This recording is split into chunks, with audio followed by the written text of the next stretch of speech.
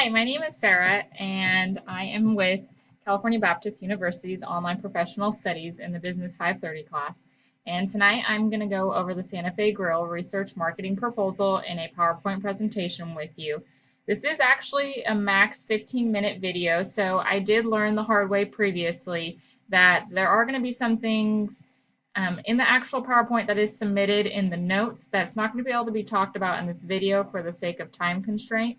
Really, I could babble on for much longer than 15 minutes, but for the sake of the project and for you watching the video, I'm going to cut things a little bit shorter in the video versus what's going to be in the actual PowerPoint. Also, the screen might be a little weird because with my screen of myself right up here in this corner, it's actually blocking my presentation some, so we're just going to make it work. So here we go.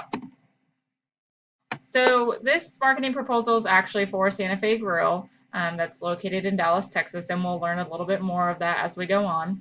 But the actual objectives for this market research is to substantiate Santa Fe Grill's segmentation of customers, to also research variables and create a hypothesis pertaining to Santa Fe Grill's services and food, to research data pertaining to Santa Fe Grill's competition by presenting tables and graphs from the statistical analysis of variance, also known as the ANOVA, to compare quantitative and qualitative statistical testing, to also calculate a budget proposal for Santa Fe Grill that's actually located in the marketing proposal that is submitted, and also lastly to integrate Christian faith into the research.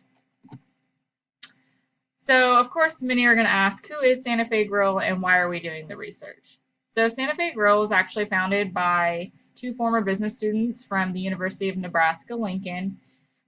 They launched Santa Fe Grill in 2016 after they had graduated, and they were actually roommates in college, both having prior restaurant experience, and they got the idea of wanting to be entrepreneurs, and so they decided that they wanted to open their own fresh Mexican restaurant.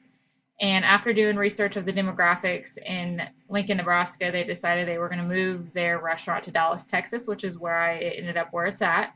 And that, of course, was with the business model to promote the freshest ingredients with a festive atmosphere, friendly service, and competitive advertising and marketing strategies.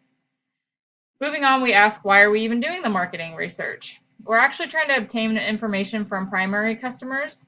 By doing that, we're going to conduct customer surveys to give to the competitors' customers as well as potential customers and current customers to figure out what exactly is missing.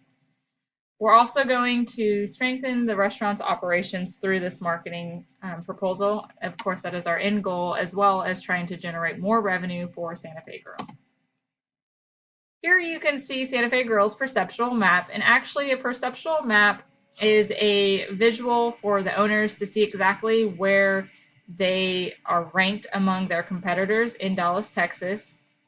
As you can see over here, we have Velvet Taco, which is high quality, low price, and then we have Happy Taco, which is low price, low quality, and then these are Santa Fe Grill's two main competitors, which is Beto and Sons and Torchy Tacos, and they're both in Dallas, Texas. They are high quality food with high prices. And then you have Santa Fe Grill over here that is somewhat in the higher price, higher quality food area. So this is a visual so the owners can see exactly where they're ranked among their competitors in Dallas, Texas. Moving on, we actually are doing some research on the common customer characteristics that Santa Fe Grill is targeting in their market. There are three of them that we're going to discuss today. And the first one is the singles and families in the age range of 18 to 50. So here you can see over the course of time the trend line that is increasing. In Dallas, Texas, Santa Fe Grill decided to target this age range because it allows them to target the younger crowd, anywhere from college to young families to your typical middle-aged families, all the way going up to near retirement. And since we are looking at a more live atmosphere, they figured they would stop it at the age 50 because sometimes going beyond that, the live atmosphere is not favored by that age group. So we're keeping it at the 25 to 50 range. Moving on to the common characteristic number 2 is the income among potential customers. This was between $35,000 and $75,000 of annual income. Again, you can see here the trend line against the total household annual income. And Santa Fe Grill decided to do the research between these annual incomes because it is enough money for families to enjoy lunch or dinner out at a restaurant. But we capped it at 75,000 because we figured that families or households that were making more than 75,000 were more likely to go to restaurants of higher quality and higher price, such as the competitors of Torchy's Tacos or Beto and Sons. So that's why we capped it at that. But we also raised it to 35,000 as the minimum because at that annual income in the household, individuals and families are still likely to go out to eat. Therefore, that would pertain to Santa Fe Grill. Number 3, and lastly, our common characteristic is race demographics. Again, you can see the trend lines over the years of white, Hispanic, Latinos against the total population.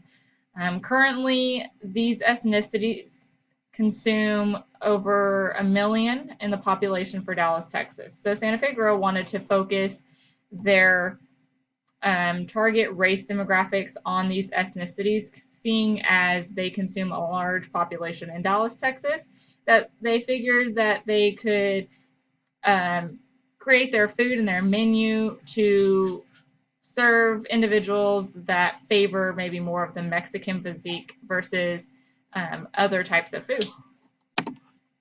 Moving on, we did research some research methodology that was used, qualitative and quantitative. The first is qualitative research methodology, which is case studies. The definition of case studies is a description and analysis of an individual matter or case with a purpose to identify variables, structures, forms, and orders of interaction between the participants in the situations, or in order to assess the performance of work or progress in development. So this form of qualitative research gathers in-depth information from individuals or groups that could be utilized for research, which is why we use it for Santa Fe Grill. It's one of the most common qualitative research methods, and there are actually 2 types that have both advantages and disadvantages. There's case studies by classifications according to the time dimension, such as a retrospective case study, snapshot studies, and diachronic studies. Also, there are case studies according to the theory of formation as well. And an advantage to the case study methodology is its ability to generate hypotheses from researchers, whereas other forms of methodology are better for testing hypotheses. Moving on, we have qualitative research methodology. Again, grounded theory, which is a detailed systematic guidelines and procedures within data collection and analysis to help generate a theory. We have grounded theory that investigates a practical activity and describes the process within a situation and context with a theory explanation. It's best to use this form of research when specific research in an area is insufficient. The grounded theory has disadvantages and limitations, such as being a limited form of generalizability and potential for methodological error. Moving on to the next research methodology that we did is actually quantitative. So we did 2 qualitative and 2 quantitative forms. So the quantitative form that we used first was the t-test.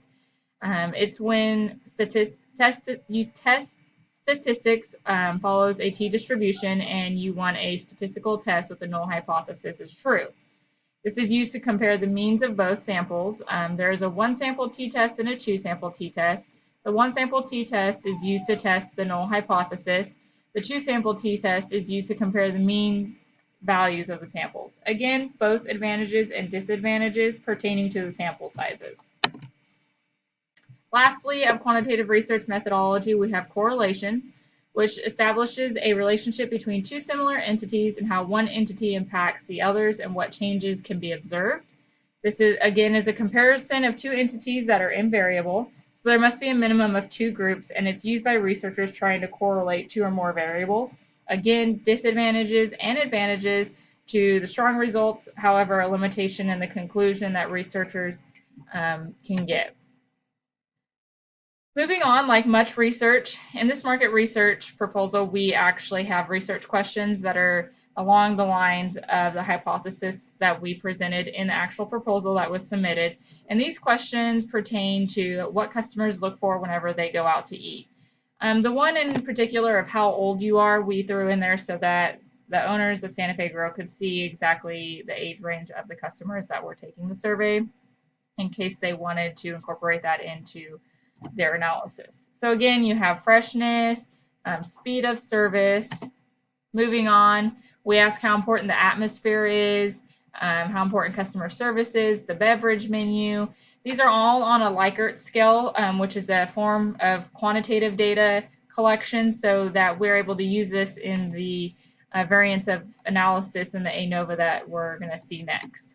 Lastly, we ask how important portion sizes are and how they feel about the speed of service. Again, all this data was collected for further research. Like I said, we have the analysis of variance, which was actually done according to the questions that were presented in the survey. And we found the top means of how important is a restaurant's atmosphere, followed by how important is a restaurant's customer service, and how important is portion sizes. So these are the top means out of the 199 individuals that were surveyed. These were the things that were most important to those customers. Therefore, those were the things that we wanted Santa Fe Grill to actually focus on. So here's the overall explanation of the testing and the means against Beto and Sons and Torchy Tacos, which was their competition. So Santa Fe Grill's mean actually ranked highest among the freshness of food, therefore meaning that that wasn't an area that we wanted to particularly focus on as much, or we do want to focus on because that is important to customers and amongst the competitors as well.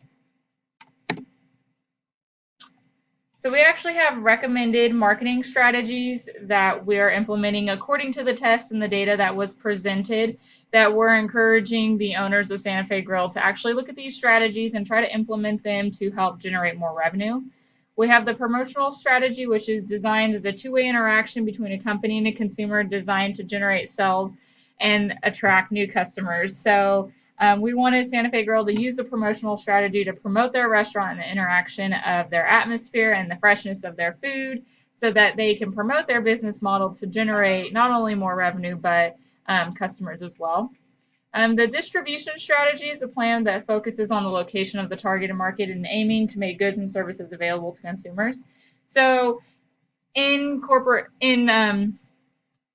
class with a promotional strategy, we want to use the distribution strategy to be sure to let customers and consumers know about the portion sizes and the beverage menu that is offered at their target. That could be used through the promotional strategy. So those are recommended marketing strategies that we have offered Santa Fe Grill business owners.